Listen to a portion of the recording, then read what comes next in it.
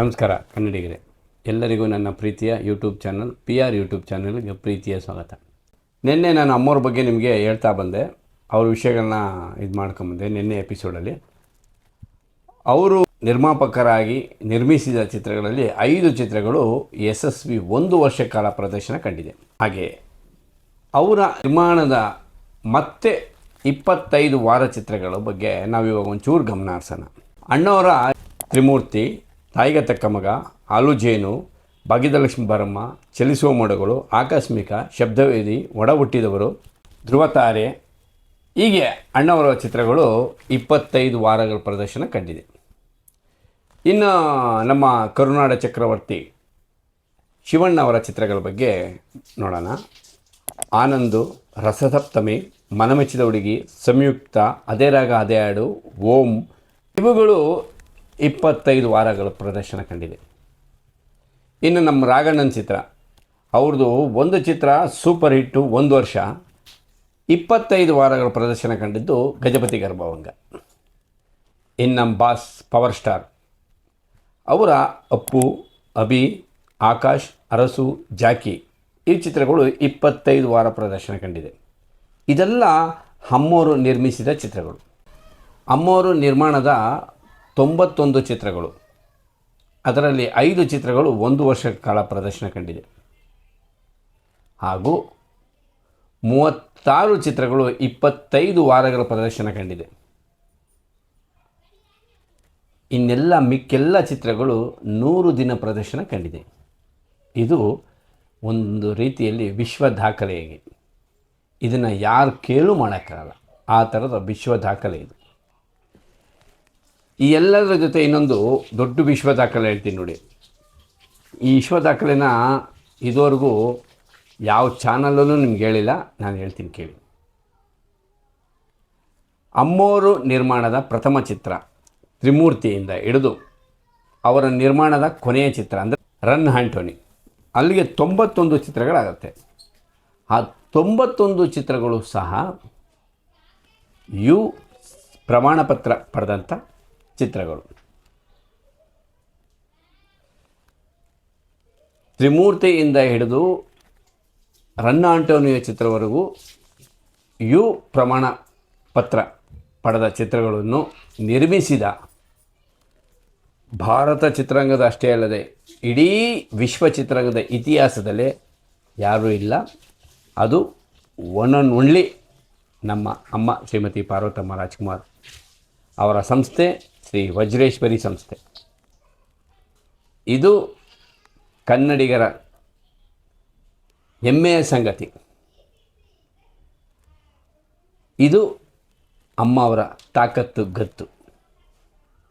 ಈಗ ಯಾರೋ ಒಂದು ಪಿಕ್ಚರ್ ಮಾಡಿಬಿಡ್ತಾರೆ, 2 ಪಿಕ್ಚರ್ ಮಾಡ್ತಾರೆ, ನಾನು ಪ್ಯಾನ್ ಇಂಡಿಯಾ ಸ್ಟಾರ್ ನಿರ್ಮಾಪಕ, ನಾನು ಇಡೀ ಭಾರತ ಚಿತ್ರರಂಗದ ದೊಡ್ಡ ಪ್ರೊಡ್ಯೂಸರ್ ಅಂತೆಲ್ಲ ಏನೇನೋ ಹೇಳ್ತಾರೆ ನೋಡಿ. 91 ಚಿತ್ರ ಮಾಡಿದರೂ ಸಹ ಯಾವುದೇ ಚಿತ್ರಕ್ಕೂ ಸೆನ್ಸಾರ್ ಮಂಡಳಿಯಿಂದ ಒಂದು ಕಪ್ಪು ಚುಕ್ಕಿನೂ ಸಹ ಪಡೆಯದೆ ಎಲ್ಲ ಚಿತ್ರಗಳಿಗೂ ಯು ಸರ್ಟಿಫಿಕೇಟ್ ಪಡೆದಂಥ ವಿಶ್ವದ ಏಕೈಕ ಸಂಸ್ಥೆ ಶ್ರೀ ವಜ್ರೇಶ್ವರಿ ಸಂಸ್ಥೆ. ಎಷ್ಟು ಹೆಮ್ಮೆ ಆಗುತ್ತಲ್ಲ ನಮಗೆ, ನಮ್ಮ ಅಣ್ಣವ್ರ ಸಂಸ್ಥೆ ಅಂತ. ಚಿತ್ರಗಳು, ನಿರ್ಮಾಣ ಇದೆಲ್ಲ ಒಂದು ಪಕ್ಕದಲ್ಲಿ ನಾವಿಟ್ಟು ಅಮ್ಮವ್ರನ್ನ ಹಾಗೆ ನೋಡಿದ್ರೆ, ಮೈಸೂರಲ್ಲಿ ಶಕ್ತಿಧಾಮ ಅಂತ ಹೆಣ್ಣು ಮಕ್ಕಳಿಗಾಗಿ ಒಂದು ಅನಾಥಾಶ್ರಮನ ಕಟ್ಟಿಸಿದ್ದಾರೆ. ಅಣ್ಣವರು ಮತ್ತು ಅಮ್ಮವರು ಒಂದಿನ ಕಾರಲ್ಲಿ ಹೋಗ್ತಾ ಇರ್ಬೇಕಾದ್ರೆ ಈ ರಸ್ತೆ ಬದಿಯಲ್ಲಿ ಕೆಲವು ಹೆಣ್ಣುಮಕ್ಳುಗಳು ಅಲ್ಲಿ ಇಲ್ಲಿ ಬೀದಿಯಲ್ಲಿ ಕೂತಿದ್ದವರು ಮತ್ತು ನಿಂತಿದ್ದವ್ರನ್ನೆಲ್ಲ ನೋಡಿ ಅಣ್ಣವರು ಕೇಳ್ತಾರಂತೆ, ಯಾರು ಇವರಲ್ಲ? ಅವ್ರ ಜೊತೆ IPS ಅವರು ಆದಂಥ ಕೆಂಪಯ್ಯವ್ರು ಸಹ ಇರ್ತಾರೆ. ಯಾರು ಇವರಲ್ಲ, ಏನಕ್ಕೆ ಹಿಂಗೆ ಅಂದರೆ, ಜೀವನದ ತೊಂದರೆಯಿಂದ ಸಿಕ್ಕಾಕೊಂಡು ಒದ್ದಾಡಿ ಬೀದಿಗೆ ಬಂದಿರೋರು ಇವರಲ್ಲ ಅಂತ ಅವ್ರು ಹೇಳ್ತಾರಂತೆ. ಆಗ ಅಣ್ಣವ್ರಿಗೊಂಥರ ದುಃಖ ಆಗಿ ಇವ್ರಿಗೆಲ್ಲ ಏನಾರ ಒಂದು ಮಾಡಬೇಕು ಅಂತೇಳ್ಬಿಟ್ಟು ಅಮ್ಮವರು ಹಾಗೂ ಅಣ್ಣವರು ಕೂತು ಒಂದು ಸಂಸ್ಥೆನ ಪ್ರಾರಂಭಿಸ್ತಾರೆ. ಅದೇ ಶಕ್ತಿಧಾಮ.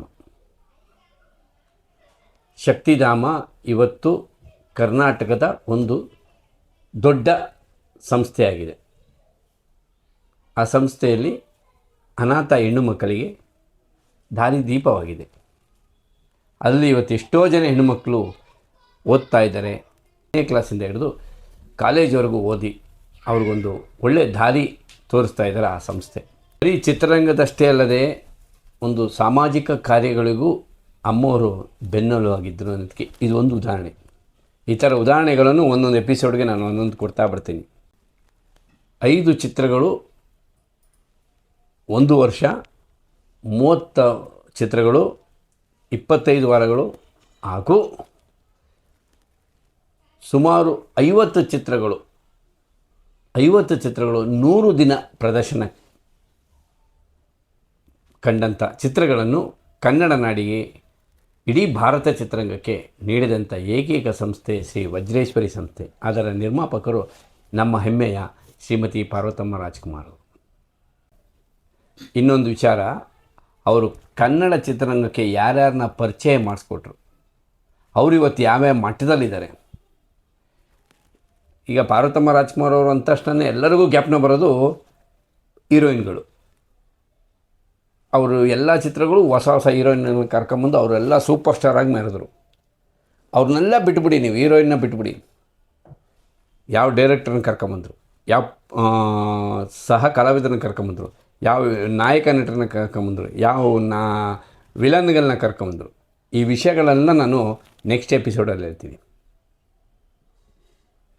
ಬನ್ನಿ ಸ್ನೇಹಿತರೆ, ಹೀಗೆ ಕನ್ನಡ ನಾಡಿನ ವಿಚಾರಗಳನ್ನೆಲ್ಲ ಆಗ್ತಾ ಇರ್ತೀನಿ. ನನ್ನ ಚಾನಲ್ನ ಸಬ್ಸ್ಕ್ರೈಬ್ ಮಾಡಿ, ಶೇರ್ ಮಾಡಿ, ಕಮೆಂಟ್ ಮಾಡಿ, ಲೈಕ್ ಮಾಡಿ. ನಿಮ್ಮ ಅಭಿಪ್ರಾಯ ಏನೇ ಇದ್ದರೂ ನೇರವಾಗಿ ತಿಳಿಸಿ. ಸಿರಿಗನ್ನಡಂ ಗೆಲ್ಗೆ, ಸಿರಿಗನ್ನಡಂ ಬಾಳ್ಗೆ. ಜೈ ಕರ್ನಾಟಕ ಮಾತೆ.